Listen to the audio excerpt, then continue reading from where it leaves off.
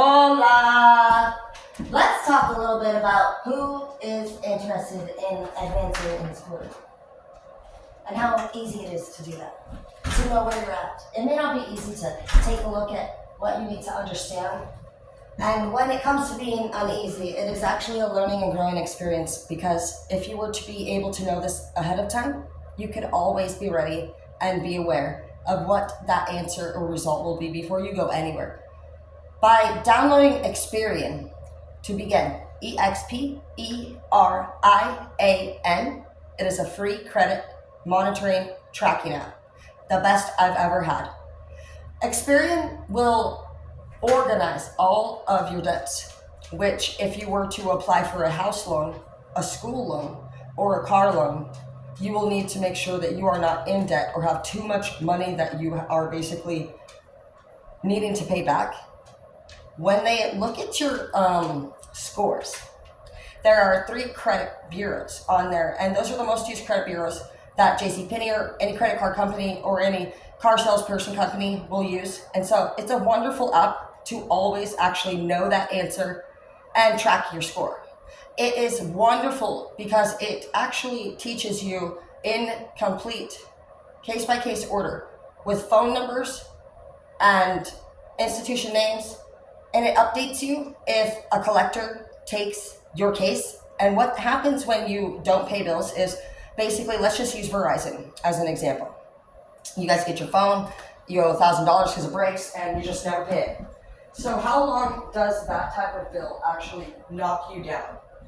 I believe it's 7 years. So in 7 years, you can actually be hunted down, and what happens is Verizon will contact you first, and they'll say, hey, we're trying to have this bill paid, and that's the best time.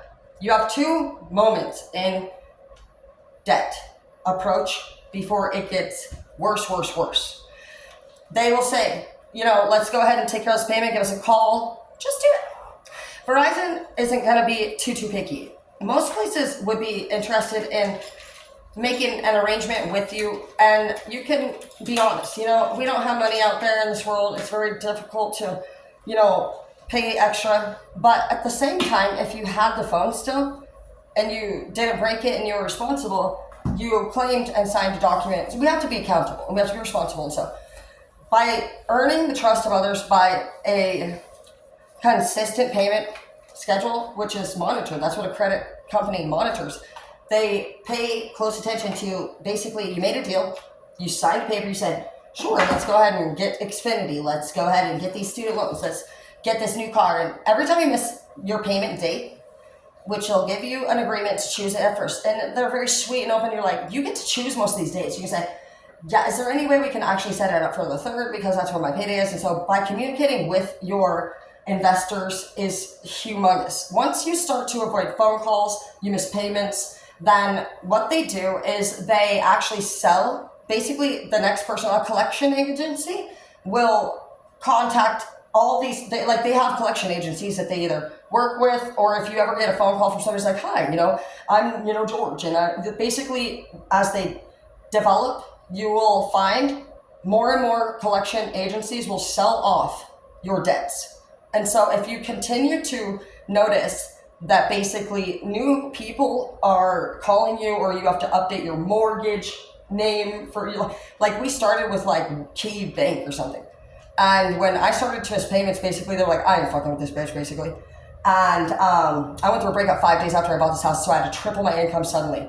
And I knew that if I were to fall behind or even give up, that my 7-Eleven credit score would be totaled. And I didn't want to give up. I wanted to do it, and I knew I could. And so I personally went out to the fishing vessels, and I made sure to triple my money. I did not know at the time that when you have a house, which I'm not recommending you do, but if you ever get into a situation and are behind on rent, you have actually by law up to 120 days before they foreclose. So that's 4 payments. Once you get to the 3rd behind payment, if you do not pay it on that month, you are not allowed to make one single payment anymore. So my mortgage payment is 18. It was 13. So if you get behind, what they're going to do is refinance, and it could be in a negative and positive way. And it's going to be fluctuating numbers, basically, and it can become difficult because you're just, it's stressing you out. You want to do the best that you can. Some of you guys could be becoming single people. You could have a lot of children. You could just be honestly like, what the fuck do I do? And so that's where these resource reps come in. Spokane is phenomenal for being there for you for free. And it was Snap. Jennifer, I believe her last name might be an H, but I had two. I had Jennifer Martin, who helped me originally find housing when I came up here pregnant and homeless. I couldn't be more grateful for the wonderful people who have helped me along this way learn exactly what I teach you today, nonprofit organizations.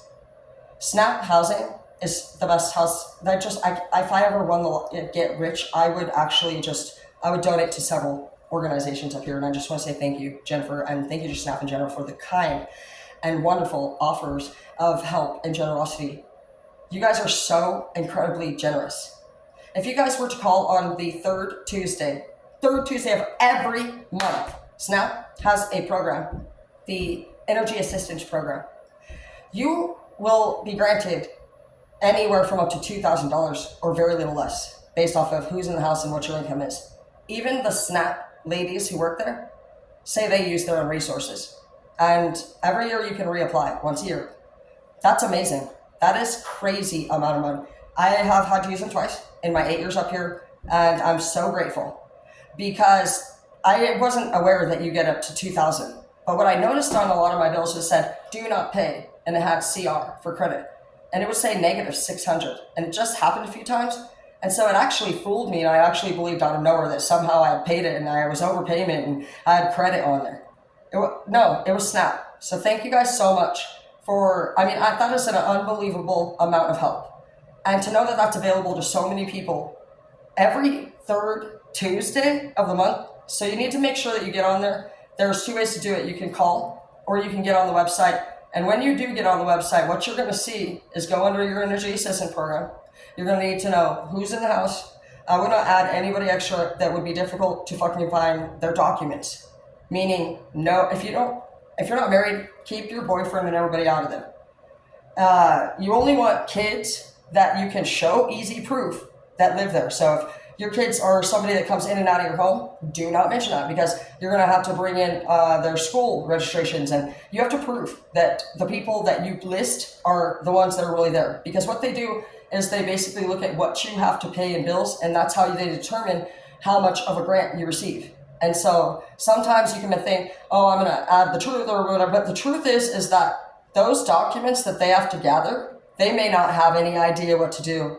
And so once you add all these extra names, you don't have them up here in school. So I guess you could attempt to use your custody plan if you can prove that, I believe it's 6 months or more out of the year, you're supposed to be able to qualify for things and be able to list them for resources. So if they're not there 6 months out of the year and you don't have proof that you are at least the custodial or non-custodial, you're not here to talk about all the people that come in and out of your house. That can be actually a down flag because what they're going to say is that this person, how can you basically manage your money better? And that's what they also have. They have money managing classes. And I also was able to take my first time homeowners certified class there. What is that for? If you are a first-time homeowner, they have something called an FHA program, which gives you this ability to go down to, once again, a free resource class. These people have several offices located all around Spokane to make it easy for wherever you end up being located. And there's nothing that they cannot train you to work towards. These wonderful women at first got me housing years ago, and I had $74 a month rent. Under the condition, no partying, no boyfriends. I had some strong, amazing landlords, women, and DOC and CBS and PCAP workers. They were very serious. They would show up at 4 sometimes in the morning. Judy, the landlord, sweeping right outside my door, waiting on it. She was going to catch anyone who was there, period. We were supposed to be smoking. She'd say, so beautiful, but you smoke, why you smoke? Her and Roger are still married and alive to this day. How, I don't fucking even know. They went jet skiing as a couple, and honestly, we're still fixing their roof at 80-something. You cannot go wrong in Spokane, and not only do you want to be a part of the city, because whether there's homeless people, as everybody keeps saying, which it's true, I can't really say it's a negative thing, because what happened is Seattle actually started putting people on buses and sending them down here. Well, that's because they're known to be the city of resources, the city of art, the city of sports, the city of Hoop Fest, the city of family, the city of recovery, individuality. The cool thing about Spokane is that even if there's people all over, honey, those people actually don't have anywhere to go, because a lot of people can't afford to get back on track if you ruin your credit. Once your credit score goes down and you have a history and a build-up issue of non-payment, you have to allow 7 years to pass before those get slowly knocked off. So let's talk about that. When you're reviewing your Experian app, there is no need to go and when you go to Best Buy and say, would you like to apply for a Best Buy card? You don't need to try to do that. Your Experian app can tell you immediately if you have poor, fair, or good credit. If you're in the poor, the fair, it's going to always update you. It'll say, Experian has updated your score today. If they say updated, that means it went down. If they say, congratulations, your score increased today, and you'll just get a notification, and so you're just going to either celebrate yourself or you're going to understand that missing a child support payment, missing a mortgage payment, missing your cell phone payments. I know for sure on those three, your car those three payments, they will dunk. If you have any type of like JCPenney agreements, but like it's kind of shopping, cars, houses, and student loans and child support. There's not government, like if you have a fine for like some restitution for a DUI or anything like that, as far as I know, it is not included in what you are like obligated to have taken care of. I've never had an issue with them running any of my tickets, or parking tickets. And I also want you to know that if you have debt with student loans, child support, I'm not sure if the mortgage or not is included, but student loans are, child support, and I feel like so far that's it. Any like student loans and child support. I do feel like so far that's kind of the ones I can at least guarantee. They will take it and garnish it out of any of your tax returns. So they don't do that with your Verizon. They don't do that with any of your state fines and speeding tickets and stuff like that. Not even if you owe restitution because you wrecked it to somebody else's car and you have to pay. That actually for some reason is not included. So that's really cool. If you have those type of fines, just to keep yourself from getting a warrant for not paying, make sure to just send in $5, $10, $15 and you can vary it. That's more believable. I think it shows that if you were to get called in, you say, you haven't paid your fines in years. You're like, I know, and I tried to send it. Your Honor, I know that it was a little bit, but if you see here, I have 5, 12, try to up it like 20, and bring it back down at 11 and just kind of rotate it, because I think adding a couple bucks more is going to be a little bit more of a saving thing.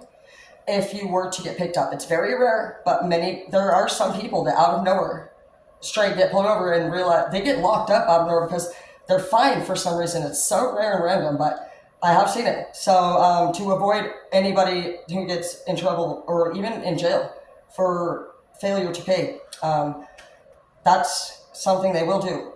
If you are behind on child support, they give you 3 months before taking away your driver's license. So it is very important to make sure that you do not avoid these people. What bills will you need to pay off and in what order if you're somebody who does have debt? I don't want you to look at this like this is a humongous task that you have to freaking overcome, because if you dread the fact that you were already irresponsible and you did not learn how to not get here in the first place because you had a clean credit slate, baby, you fucked off. And I believe that you did hear from your parents at some point, you need to tone it down for me, and you're like, oh, fuck it, YOLO. It's okay. We've done that. I didn't get my license until I was 19 because I didn't apparently want to do a redo test, and I'd taken the whole driver's ed. And we can blame our family, our moms, our dads, and whatever the fuck, the breakups. And at the end of the day, sometimes you go back and you review dates, times, and even counselors' recommendations, and you realize that your perception of why things didn't go your way became something that turned into blame. You needed somebody to blame because you felt shame, guilt for the fact that you didn't have that boat. You're not signing these houses. You're not able to buy cars. Your family's struggling. You can't afford a mechanic. And honey, we are all there there with you, baby. And so if you are any of those wonderful types of people, then we'd love to have you in trade services. I'm going to end this, and I'll see you soon.